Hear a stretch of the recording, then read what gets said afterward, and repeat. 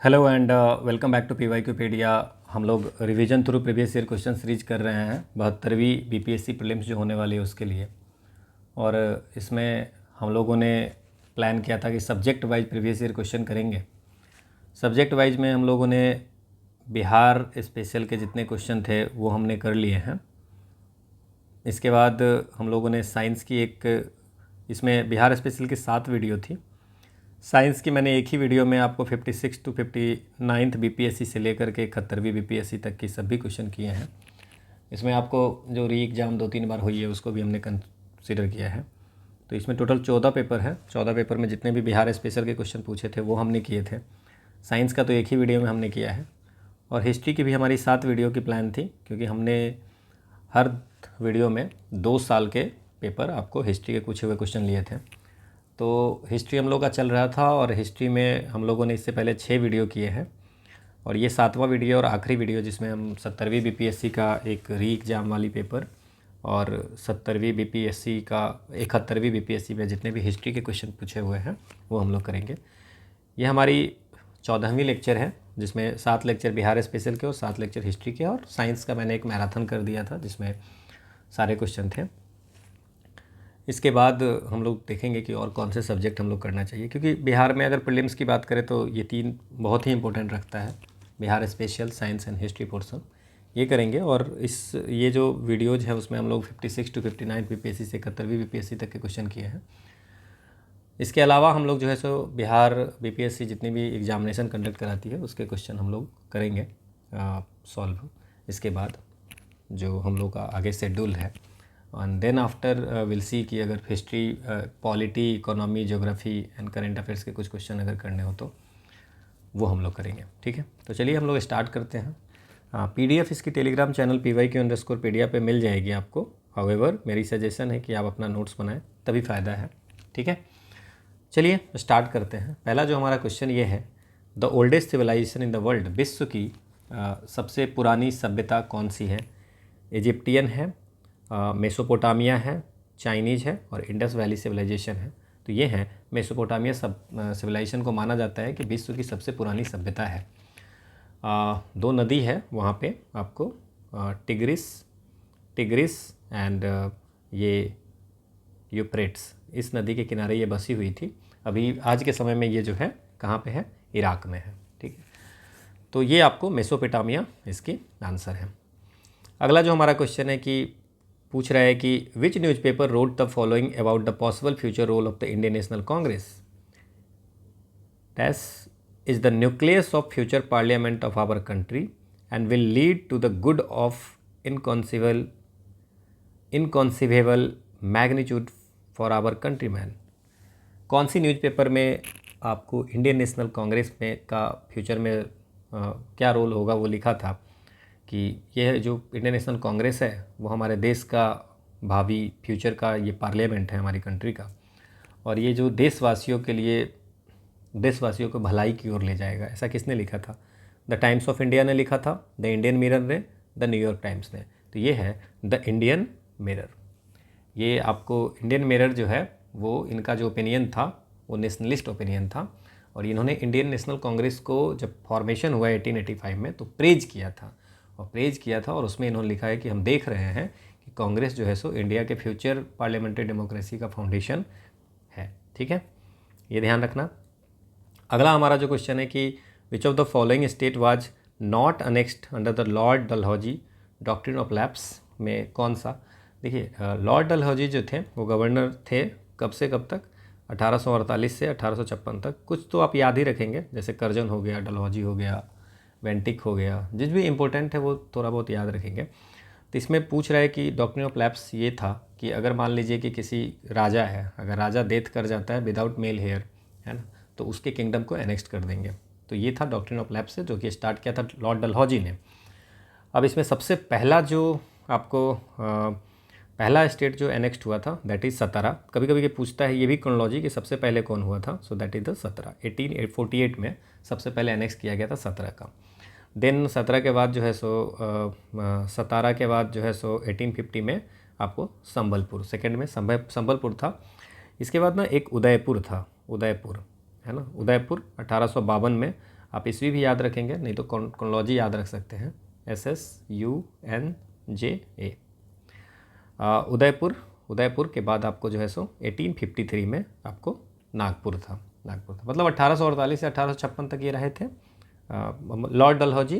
तो 48 में सतारा, फिर 50 में संभलपुर कर लिया इन्होंने, फिर 52 में उदयपुर कर लिया, फिर 53 में इन्होंने नागपुर कर लिया, देन फिर झांसी कर लिया, झांसी 54 में, और अवध को तो मतलब मिस रूल्ड करके इन्होंने कर लिया था, मिस गवर्नेंस करके।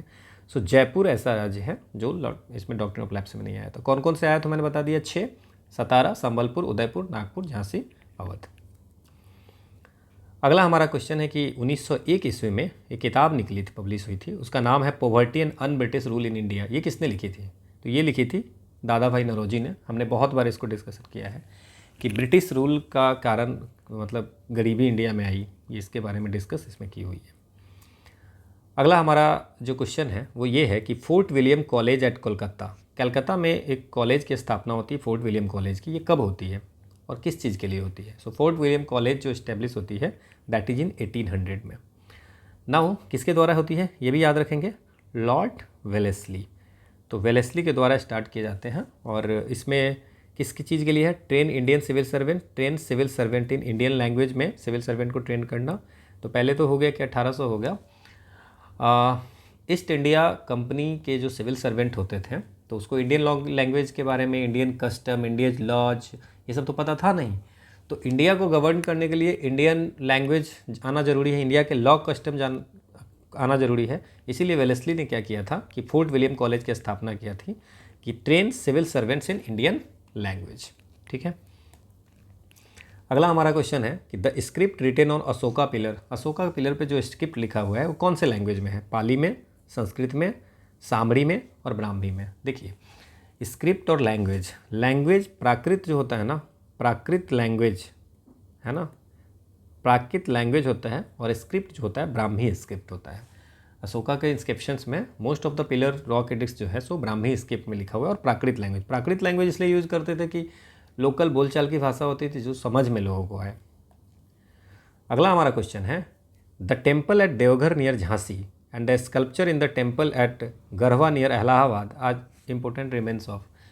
ये क्वेश्चन जो है आपको, ये हम लोगों ने किया था इससे पहले भी, कि देवघर में जो टेम्पल है विष्णु जी का टेम्पल है, और गरवा नियर इलाहाबाद में जो टेम्पल है वो कौन सी आर्ट के हैं? तो ये हम लोगों ने पढ़ा था अभी थोड़ी देर पहले कि गुप्ता पीरियड के थे, गुप्ता आर्ट के।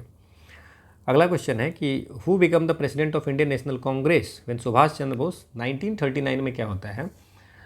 त्रिपुरी में सेशन होता है। ठीक है। सो त्रिपुरी सेशन ऑफ कांग्रेस में सुभाष चंद्र बोस जो है सो आपको पहले तो री इलेक्टेड कांग्रेस प्रेसिडेंट होता है। किसको हरा के? याद रखेंगे, पताभी सीतारमैया। और गांधी जी इसी के लिए बोलते हैं कि अगर इनका हार मेरा हार होगा। गांधी जी की तरफ से रहते पिता भी सीतारमैया, बट ये जीत जाते हैं त्रिपुरी सेशन में इंडियन नेशनल, ये आपको कौन? सुभाष चंद्र बोस। लेकिन गांधी जी और कांग्रेस वर्किंग कमेटी की डिफरेंसेस होती है, बिकॉज गांधी जी के द्वारा जो उम्मीदवार खड़ा किया गया होता है वो हार जाते हैं पताभी सीतारमैया। तो फिर बोस ना अप्रैल में आपको ये रिजाइन कर देते हैं यहाँ से, और उसके रिजिग्नेशन के बाद कौन बनते हैं प्रेसिडेंट? तो ये थे राजेंद्र प्रसाद, इंडियन नेशनल कांग्रेस के प्रेसिडेंट उस समय बनते हैं। अगला हमारा क्वेश्चन है कि which viceroy decentralise the colonial economic structure in India? Colonial economic structure, ये इसमें हमने क्वेश्चन किया हुआ था कि कौन से वायसराय थे। तो हम लोगों ने बताया था कि फाइनेंशियल डिसेंट्रलाइजेशन या आपको लोकल सेल्फ गवर्नमेंट के जो फादर बोलते हैं वो किसको बोलते हैं?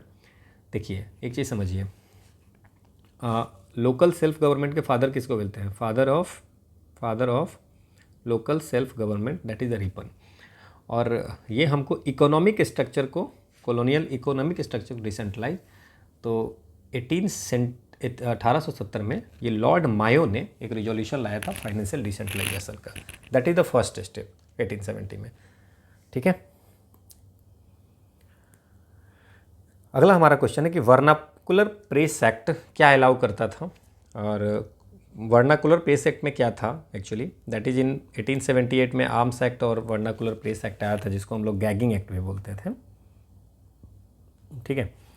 अब इसमें है कि confiscation of the printing press if the newspaper publish anything that was found object. कोई ऐसी चीज़ें अगर कोई समाचार पत्र में प्रकाशित होता है जो उसमें कोई आपत्तिजनक चीज़ें लिखी गई है तो उसको हम लोग क्या करेंगे, जब्त कर लिया जाएगा। ये बिल्कुल सही है। Confiscation of the assets of the newspaper if the newspaper published anything that was found objectionable. Even उसके एसेट जो होंगे उसको भी जो है सो आपको क्या करेंगे कि जब्त कर लेंगे। मतलब प्रिंटिंग प्रेस को तो जब्त करेंगे, उसके एसेट्स वगैरह जो भी होगा उसको भी जब्त कर लेंगे। Confiscation of the printing press if the newspaper publish anything that was not found to be objectionable. अगर मान लीजिए कि कुछ ऐसा प्रकाशित किया गया है जो आपत्तिजनक नहीं है फिर भी कर लेंगे, हटा देंगे, तो दैट इज़ नॉट राइट।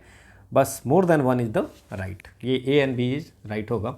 ये जो वर्नाकुलर पेस एक्ट है वो लाया था किसने, लीटन ने लाया था, तो ये भी हम लोग याद रखेंगे, ठीक है ना।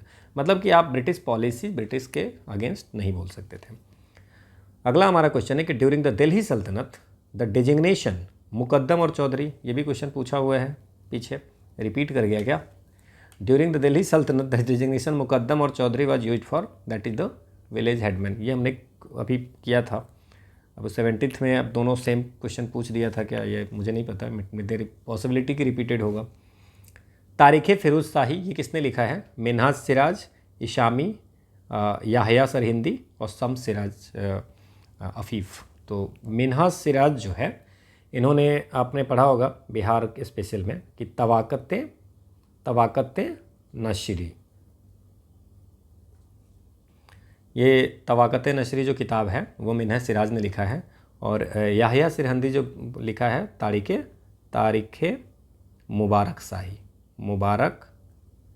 शाही, ठीक है। और इशामी जो है इन्होंने लिखा है फुतुह उस सलातीन, ये किताब लिखे हैं। ये जो शम्स सिराज अफ़ीक़ है इन्होंने किताब लिखी तारीख़ फ़िरोज़ शाही। और इसमें एक और है जियाउद्दीन बरानी। समटाइम दयास की तारीख़ फ़िरोज़ शाही, अगर ऑप्शन में जियाउद्दीन बरानी होगा तो आप जियाउद्दीन बरानी भी लिख सकते हैं, ठीक है। अगला क्वेश्चन है कि who among the following was not associated with the Azad Hind Fauj, INA से कौन रिलेटेड नहीं थे। शाहनवाज खान, जनरल मोहन सिंह, प्रेम सिंह सहगल और SA डांगे। इसमें मोहन सिंह ने इसका फाउंड किया था। किसने किया था, कैप्टन मोहन सिंह ने आपको 1942 में फाउंड किया है। INA जो ट्रायल हुआ था उसमें आपको रेड फोर्ट ट्रायल्स भी बोलते हैं। तो 3 ऑफिसर उसमें थे, तो 3 ऑफिसर में आपको शाहनवाज खान थे और शाहनवाज खान थे और प्रेम सिंह सहगल थे, ये दोनों थे आपको। ये आपको ऐसे डांगे जो है ये कम्युनिस्ट मूवमेंट के लीडर थे, तो ये आंसर नहीं होगा, not associated with the Azad Hind फौज, ठीक है। मोहन सिंह ने फाउंड किया था। ये दोनों जो है सो INA ट्रायल में 3 लोग जो थे उसमें ये थे प्रेम सिंह सहगल और शाहनवाज खान, ठीक है। अगला हमारा क्वेश्चन है, कुछ नेम दिए हुए पर्सन के और किताब का नाम दिया हुआ, VD Savarkar, SN Sen, Eric Stokes, SB Chaudhary. अब देखिए VD सावरकर की किताब आपको जरूर पता होगा, तो वो पहले आप लीजिए। VD sir the first war of Indian independence, that is the Veer Savarkar 1857 को बोले थे, तो पहला का तो A होगा, पहला का फर्स्ट होगा, इसी से आपका आंसर हो गया। समटाइम क्या होता है ना कि हम क्वेश्चन देख के देखते हैं कि अरे एरी स्टॉक ने क्या लिखा वो नहीं पता है, no need to remember. SN Sen ने किताब लिखी थी 1857, मुझे लगता है ये भी आप लोगों को पता होगा। सो B का 4 एंड एरिक स्टोक्स ने लिखा हुआ है the peasant and the Raj और civil rebellion and in the Indian mutinies, तो ये आपको ये आंसर इसका होगा। अब बाकी 4 भी याद रखेंगे। अगला है कि अब कुछ समाज दिया है ना, ऑर्गेनाइजेशन दिया है, उसके फाउंडर हैं। जैसे ब्रह्म समाज जो है ये 1828 में आपको राजा राम मोहन रॉय ने, देन रामकृष्ण मिशन 1897 में, ये भी क्वेश्चन पूछा हुआ है। Swami Vivekananda, servant of India society कितनी बार पूछा जा चुका है, 1905 में आपको सर्वेंट, और विधवा विवाह समाज जो है सो 1853 में Vishnu Shastri Pandit. Servants of India society Gopal Krishna Gokhale. समझ में आया, तो ये आपको बहुत बार पूछा हुआ है, तो ये क्वेश्चन आसान था। अगला हमारा क्वेश्चन है कि जिल्लेलाह जो टर्म है वो सबसे पहले किसने यूज किया है। ये भी हम लोगों ने डिस्कस किया था जब मैं आपको बता रहा था, बलवन के बारे में बता रहा था कि जिल्लेलाही शैडो ऑफ गॉड बोलते थे। इन्होंने इंट्रोड्यूस किया था सिजदा पैबोस, नवरोज जो फेस्टिवल है वो भी पर्सियन फेस्टिवल, वो भी इन्होंने स्टार्ट किया था। तो ये मैंने आपको बताया था बलवन के बारे में। तो अगर पूरी देखेंगे, पूरा पढ़ेंगे। कल से पूछ देगा कि सिजदा और पैबोस किस में है, तो पैबोस होता है कि सुल्तान के फीट को किस करना, सो दैट इज़ द पैबोस। और सजदा है कि झुकना सुल्तान के सामने में, ठीक है, राजा के सामने में। अगला क्वेश्चन है कि which of the following is not associated with Chandragupta Maurya, से रिलेटेड कौन सा नहीं है? Vishnugupta, Sanchi, Tsushima, Junagadh inscription of Rudradaman. देखिए, आप अगर ध्यान रखेंगे तो जूनागढ़ इंस्क्रिप्शन रुद्रदामन के बारे में मैंने आपको बताया था कि हुआ क्या था कि सुदर्शन लेक जो गिरनार सौराष्ट्र में है, उसके निर्माण जो है सो करवाया था चंद्रगुप्त मौर्य ने। वो उन्होंने अपने गवर्नर पुष्यभूत को बोल करके इसका निर्माण करवाया था। बाद में इसका जो रिपेयर करवाए थे दैट इज़ द रुद्रदामन। सो वो जूनागढ़ इंस्क्रिप्शन में दैट इज रिटेन देयर, ठीक है। सो ये हम लोग को ध्यान रखना है, ठीक है। तो ये तो पक्का चंद्रगुप्त मौर्य से रिलेटेड हम लोग बोल सकते हैं। विष्णुगुप्त भी आप इसमें सही है। इसमें आपको सुशिमा की अगर बात करें, सुशिमा जो है सो ये आपको जो बिंदुसार है उनका बेटा हुआ करता था, ठीक है। एल्डेस्ट सन जो था बिंदुसार का वो था सुशिमा, क्लियर।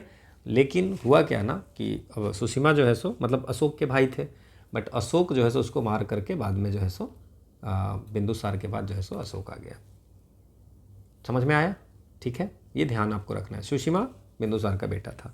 तो सांची जो है सो इससे रिलेटेड नहीं है। सांची जो है सो 3rd सेंचुरी में अशोका के समय से रिलेटेड है, क्लियर, कोई दिक्कत नहीं है। तो ये ध्यान रखना है। अगला हमारा क्वेश्चन है कि पहला मुस्लिम प्रेसिडेंट इंडियन नेशनल कांग्रेस के कौन से हैं? इस पर भी हम लोग डिस्कस कर चुके हैं।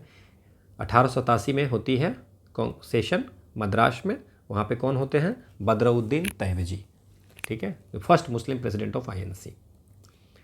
अगला क्वेश्चन है कि when did Macaulay issued his famous minute? Macaulay minute जो इंडियन एजुकेशन पे आया था वो कब आया था? 1835 में, 1836 में? पहला तो ये क्वेश्चन बनता है। अब उसके बाद ईस्वी भी पूछ रहा है। तो ये जो रिपोर्ट सबमिट किया था एजुकेशन पे वो था 2 फरवरी 1835 ईस्वी को, ठीक है, 1835 को। इसमें हायर एजुकेशन में इंग्लिश मीडियम होना चाहिए, वेस्टर्न लिटरेचर और साइंस को प्रमोटन करने की बात हुआ था। ये सब चीज़ें इसमें आपको आया था। इंग्लिश एजुकेशन एक्ट 1835 भी इसको बोलते हैं। अगला है कि all India trade union Congress जो होगा कब फॉर्म हुआ था? So all India trade union Congress जो फॉर्म हुआ था दैट इज इन द 1920 में। ये कहाँ पे हुआ था? बॉम्बे में, जो अभी मुंबई है। और इसके फर्स्ट प्रेसिडेंट कौन थे? लाला लाजपत राय।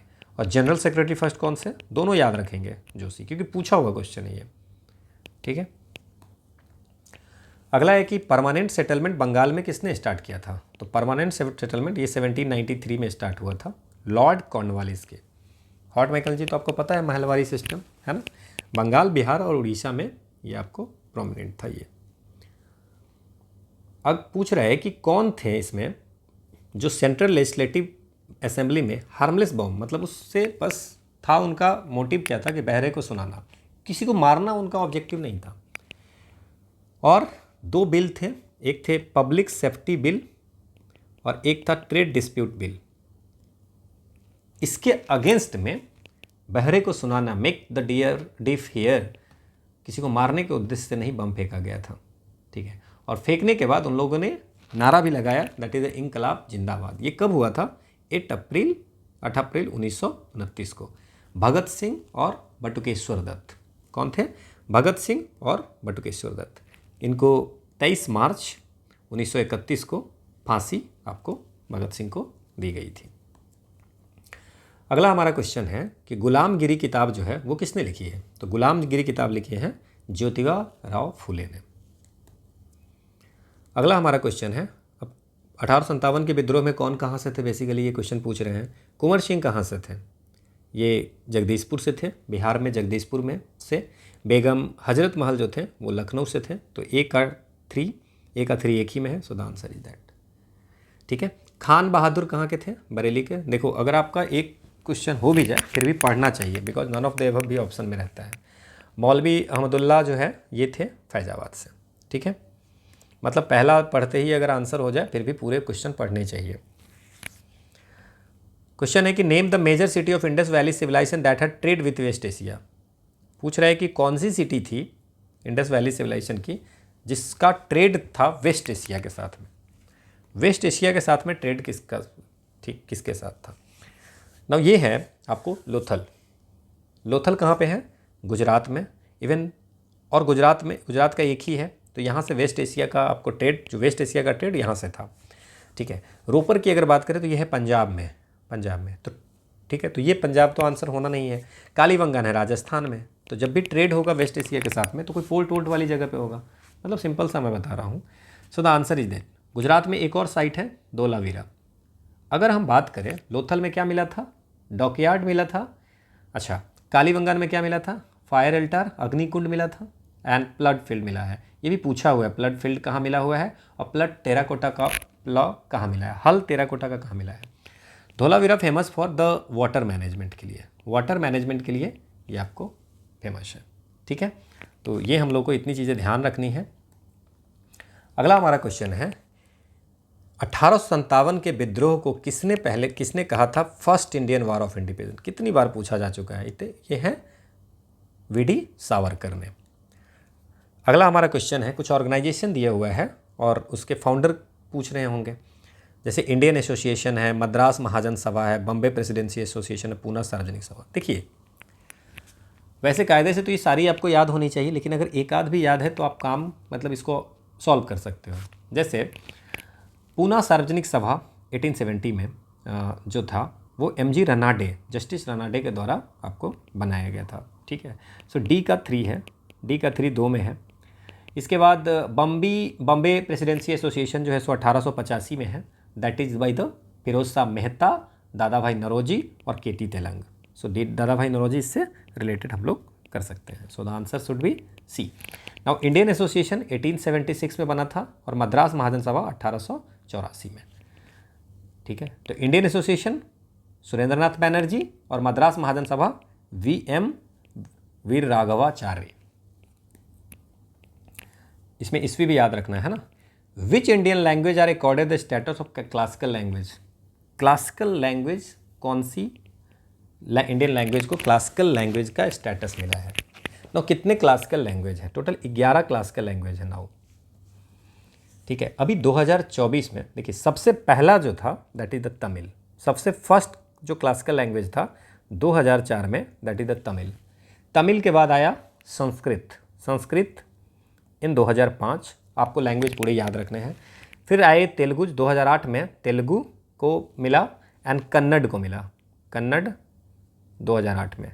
देन मलयालम 2013 में और उड़िया जो लास्ट था 2014 में। लेकिन 2024 में आपको मराठी को मिला, बंगाली को मिला। ठीक है, इसके बाद पाली को मिला, पाली, मराठी, बंगाली, पाली, असामीज है ना, और प्राकृत। इन सब को आपको जो है सो क्लासिकल लैंग्वेज की स्टेटस मिला। So more than one of the above. Total कितने क्लासिकल लैंग्वेज है? 11। 4 अकेला 2024 में। सबसे पुराना कौन है? तमिल। अगला हमारा क्वेश्चन है कि अफ्रीकानर्स, इसका मतलब क्या है? Afrikaners Indo Africa descent in the US में जो इंडो अफ्रीकन लोग मूल के लोग हैं, इंडिजिनस ट्राइबल कम्युनिटी अफ्रीका में जो आदिवासी समुदाय है, the white minority group in south Africa में जो वाइट माइनॉरिटी ग्रुप है, and more than one of the above. African जो है मेनली क्या है, कौन से हैं? डच सेंट्रल है। कुछ डच के लोग, डच सेटलर, डच के लोग, कुछ जर्मन, कुछ फ्रेंच, ये सब जो है सो साउथ अफ्रीका में 17th सेंचुरी के समय में जाके बस गए थे। तो वो वाइट माइनॉरिटी पॉपुलेशन है। आप क्रिकेट देखते होंगे तो देखते होंगे कि अफ्रीका में सब लोग काले हैं, फिर कुछ लोग गोरे दिखते हैं। So that is the white minority populations. जो डच, जर्मन, फ्रेंच ये सब जो बस गए थे 17th सेंचुरी में, वो है, उसको बोलते हैं अफ्रीकनर्स। अगला है कि which Indian leader for the first time use the safety valve theory to attack the moderate? Safety valve theory किसने दिया था? इस पर हम लोगों ने डिस्कस कर चुका है, that is the Lala Lajpat Rai. इन्होंने कहा था कि एओ ह्यूम ने जो कांग्रेस की स्थापना की है ब्रिटिश गवर्नमेंट को बचाने के लिए किया है। अगला है कि at which viceroy was a bomb thrown on the occasion of his state entry into Delhi? Delhi में जब एंट्री किए थे तो उनके ऊपर बम फेंका गया था। ये कौन थे? लॉर्ड कर्जन थे, लॉर्ड मिंटो थे, लॉर्ड हार्डिंग और लॉर्ड वेवेल। 23 दिसंबर को 23 दिसंबर 1912 को जो लॉर्ड हार्डिंग थे, जब वो दिल्ली में आ रहे थे, क्योंकि ब्रिटिश का डिसीजन था कि कलकत्ता से कैपिटल को शिफ्ट कर रहे हैं दिल्ली में, तो उनके हाथी के पास बम फूटी थी, जिस पे लॉर्ड हार्डिंग जो है सो मतलब बैठे हुए थे। ठीक है, तो इंजर्ड हुए थे बट सर्वाइव्ड हो गए थे। और उसमें आपको इसमें रास बिहारी बोस और बसंत कुमार विश्वास जो है सो उस कॉन्स्पायरेसी में एसोसिएटेड थे। अगला हमारा क्वेश्चन है कि who got an opportunity to become professor of Indian philosophy in the university of California in 1911। 1911 में किसको अपॉर्चुनिटी मिला था कि इंडियन फिलोसफी का प्रोफेसर आप बन जाइए कैलिफोर्निया यूनिवर्सिटी में? सोहन सिंह भकना, वीरेंद्रनाथ चट्टोपाध्याय, लाला हरदयाल और श्यामजी कृष्ण वर्मा। ये हैं लाला हरदयाल। लाला हरदयाल को अपॉर्चुनिटी मिली थी 1911 में कि आप इंडियन फिलोसफी का प्रोफेसर बन जाइए कैलिफोर्निया यूनिवर्सिटी में। समझे? तो बाद में इन्होंने इस्टेब्लिशमेंट किए थे गदर पार्टी का 1913 में। अगला हमारा क्वेश्चन है कि name the principal of MAO college Aligarh who encourage Muslim communalism in the last decade of 19th century. MAO college कहाँ है? अलीगढ़। अलीगढ़ के प्रधानाचार्य कौन थे जिसने 19वीं सदी के अंतिम दशकों में मुस्लिम सांप्रदायिकतावाद को बढ़ावा दिया? Dunlop Smith, Minto, William mortis और थियोडोर बैक। कौन थे भाई? ये हैं थियोडर बैक, ये प्रिंसिपल थे। और ये कब से कब तक थे? 1883 से जब तक डेथ नहीं किया, 1899 तक प्रोफेसर थे। तो इन्होंने मतलब मुस्लिम सांप्रदायिकतावाद को बढ़ावा दिया, कम्युनलिज्म को। अगला क्वेश्चन है कि the young India's nationalist newspaper किसने स्टार्ट किया था? Young India. इस क्वेश्चन को हटा दिया गया था क्योंकि यंग इंडिया जो है न्यूज़पेपर जो है स्टार्ट किया था एनी बेसेंट ने। ठीक है, यंग इंडिया जो न्यूज़पेपर है वो आपको स्टार्ट किया था एनी बेसेंट ने, लेकिन बाद में English weekly young India Mahatma Gandhi भी स्टार्ट कर दिए थे। ठीक है, यंग इंडिया गांधी बाद में इसको पब्लिश करने लगे थे 1919 के बाद में, तो इसलिए इस क्वेश्चन को बीपीएससी ने रिमूव कर दिया। अगला क्वेश्चन है कि which commission accentuated the discontent in all the political groups and parties for not associating any Indian member in it.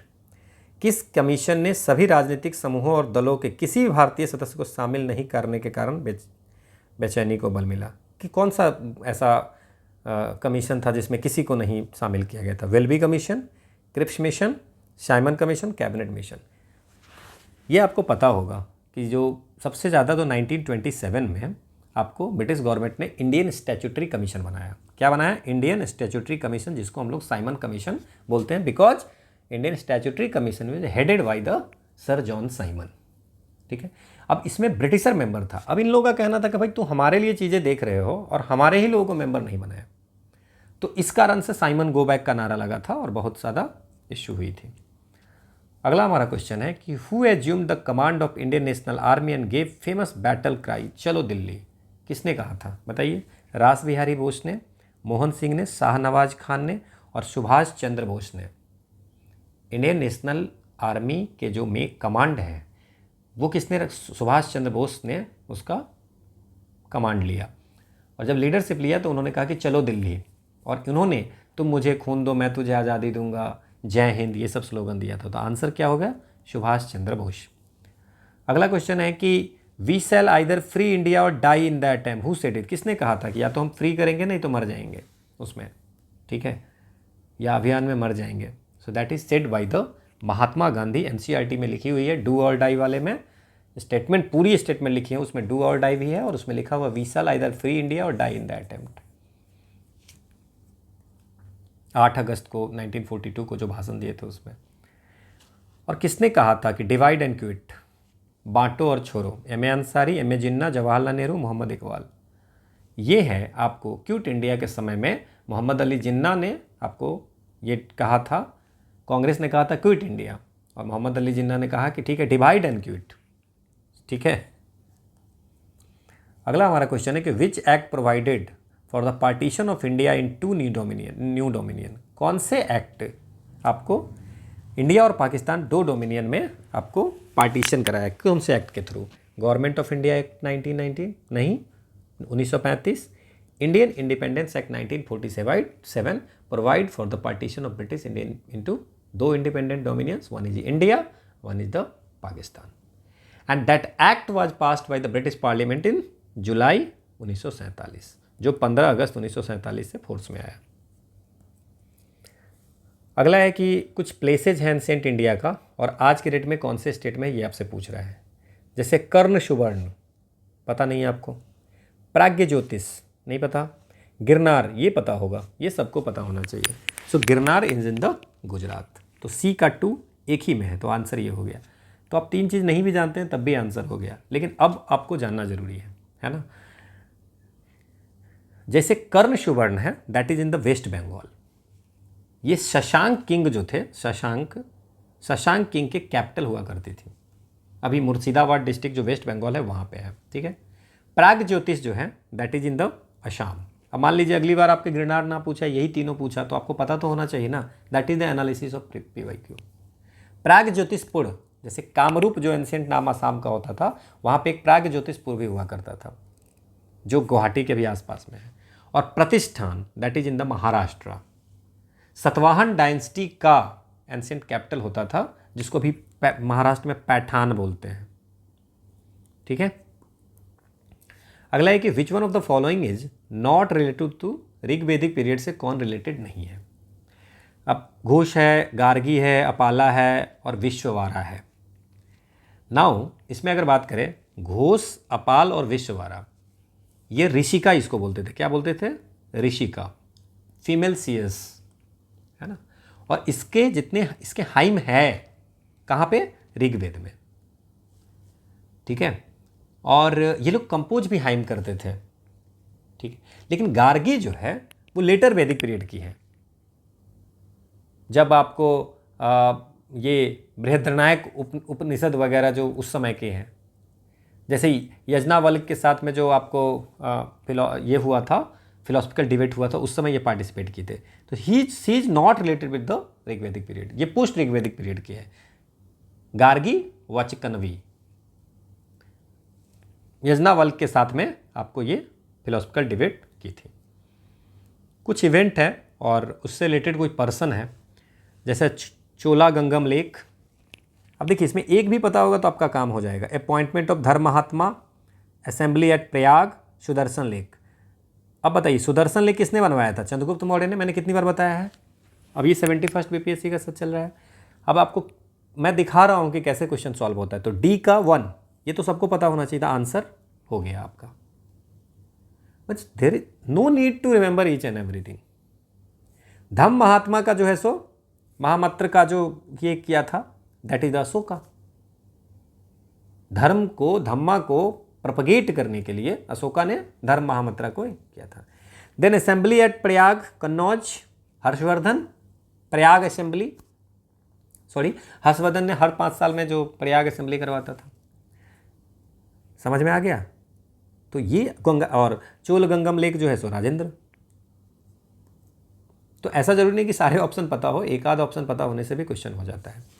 जैसे क्वेश्चन है कि who among the following rulers ruled for the maximum period, इसमें से कौन सा ruler है जो सबसे ज़्यादा दिन तक आपको शासन किए हैं? अलाउद्दीन खिलजी, मोहम्मद बिन तुगलक, बहलोल लोदी और बलबन।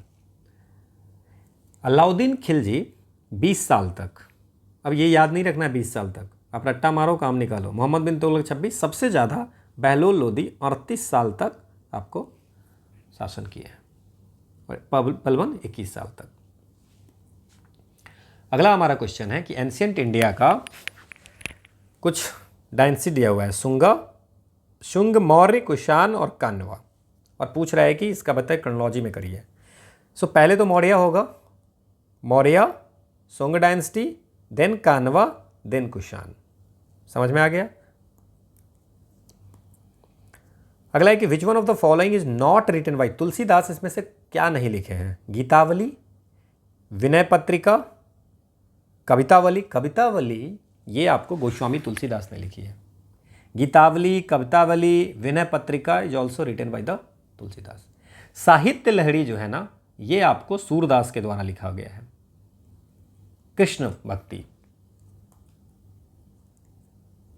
अगला क्वेश्चन है कुछ बिल्डिंग है और किसने बनाया है, ये लिखा हुआ है।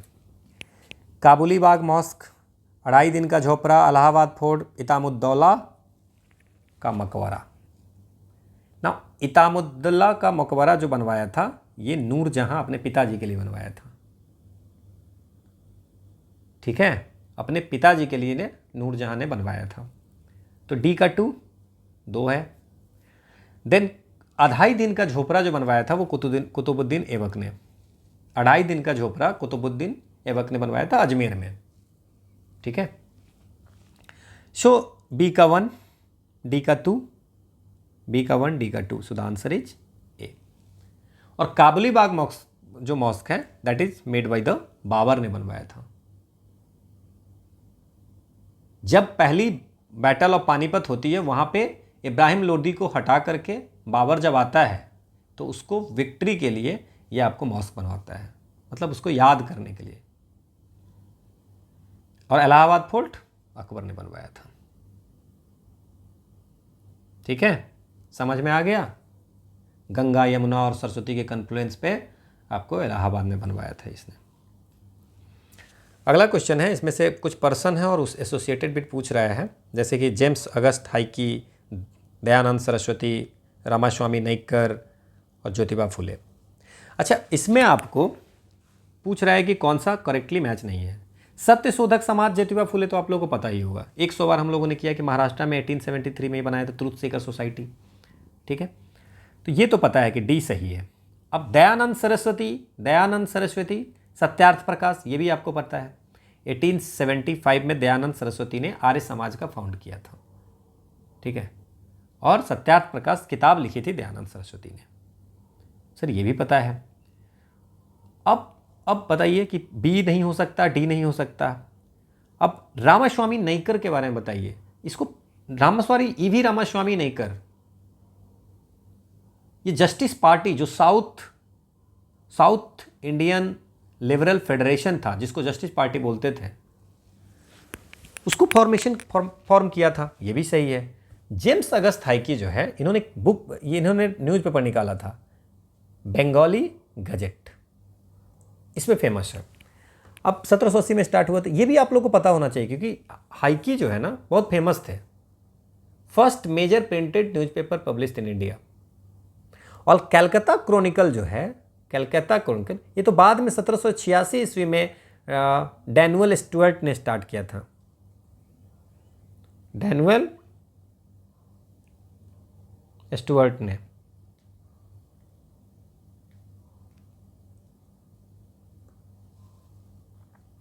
ठीक है, तो आंसर क्या हो गया? ए। अगला हमारा क्वेश्चन है, फादर है एंड सन है। ठीक है, बाबर का बेटा, अकबर का बेटा, शाहजहां का बेटा और जहांगीर का बेटा। किसी को याद है, किसी को कुछ भी? ये सब ऐसे नाम दिए हुए हैं, सलीम, खुसरू, कमरान, मुराद। याद है एक भी? नहीं। अच्छा, मैं बताता हूँ। कमरान मिर्ज़ा जो बाबर का दूसरा बेटा था, है ना, हुमायूं का भाई था, ये ए का 3 है। अकबर का बेटा सलीम आप लोग सुने होंगे, ठीक है ना। बाद में आपको ये अकबर का बेटा सलीम और शाहजहां का बेटा मुराद बख्श।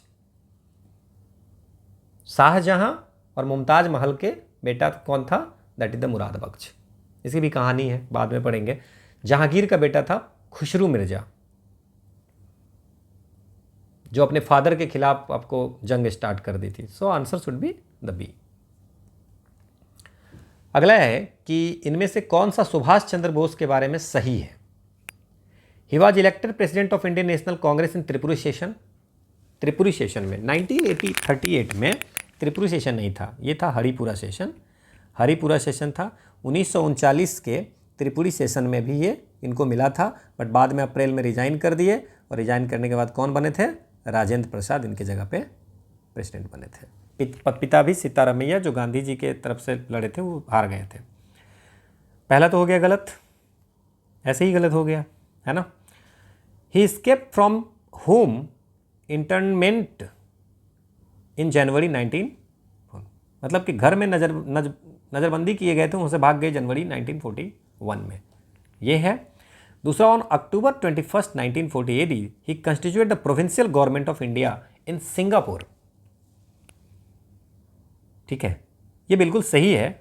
ऑन 21 अक्टूबर 1943 इन्होंने provincial government of free India, जिसको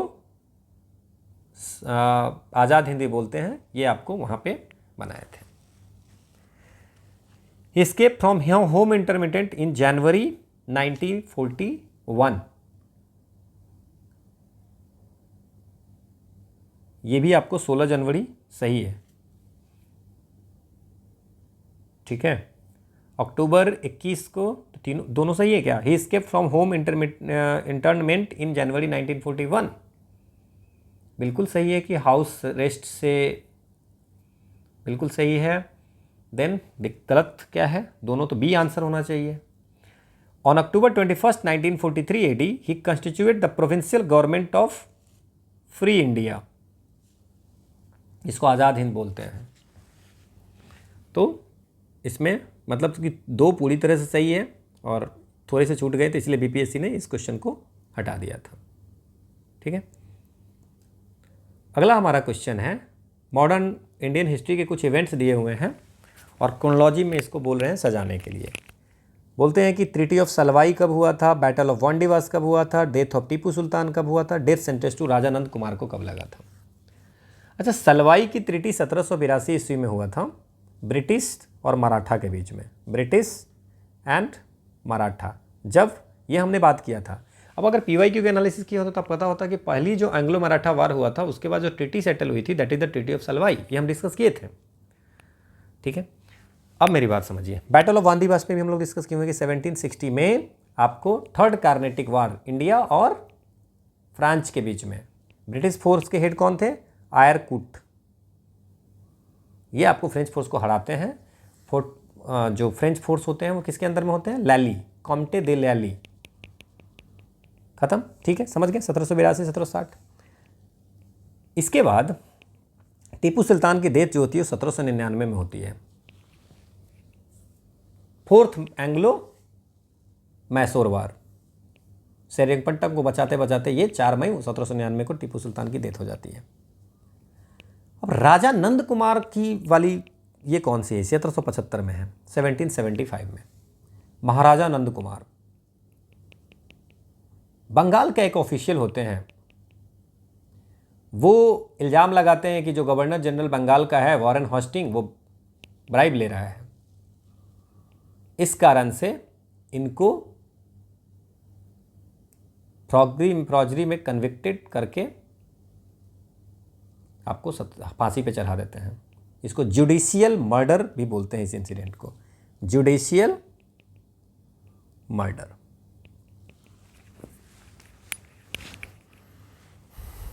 ठीक है, so answer 3124, this is the detail.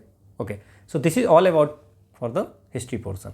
तो हमने अभी तक 56 to 59 बीपीएससी से लेकर के 71 बीपीएससी तक टोटल 14 पेपर है, उसमें 3 बार तो पेपर ही रिपीट वाले हैं। तो ये जितने भी पेपर हैं उसके हम लोगों ने बिहार स्पेशल के जितने क्वेश्चन थे वो हमने कर लिया। बिहार स्पेशल करने के बाद हमने साइंस का तो एक ही वीडियो में कर लिया और नाउ हमने हिस्ट्री कंप्लीट कर ली। ठीक है, ये तीनों पिप से मोर देन 75 क्वेश्चन जो है आपको प्रीलिम्स में आते हैं, तो मतलब 50% से ज़्यादा का पीवाईक्यू हमने कर लिया। ठीक है, अब हम लोग क्या करेंगे इसके बाद, पहले हम लोग जो पिछले कुछ सालों में पेपर हुए हैं उसको डिस्कस करेंगे एंड देन फिर हम लोग इसके polity, economics, geography, if time permits then will do maths. ठीक है, क्योंकि मेन पार्ट मैंने कर लिया है। This is the quote of the day, that you are stronger than you think, जितना आप सोच रहे हो उससे ज़्यादा ही आप स्ट्रांग हो। Thank you again for watching. You will get the PDF at Telegram channel PYQ_pedia। Still I am saying कि PDF को PDF कलेक्टर मत बनिए, आप नोट्स बनाइए, वही काम देगा। So again thank you for watching. अगर आपको कहीं पे भी कोई दिक्कत लग रही है, कहीं पे लग रहा है कि कोई ऑप्शन में कोई दिक्कत है या कहीं पे समझने में दिक्कत है, तो आप डेफिनेटली यू शुड इन्फॉर्म, हम उसको सही करेंगे जिससे कि बाकी लोगों को भी फ़ायदा होगा। सो अगेन थैंक यू।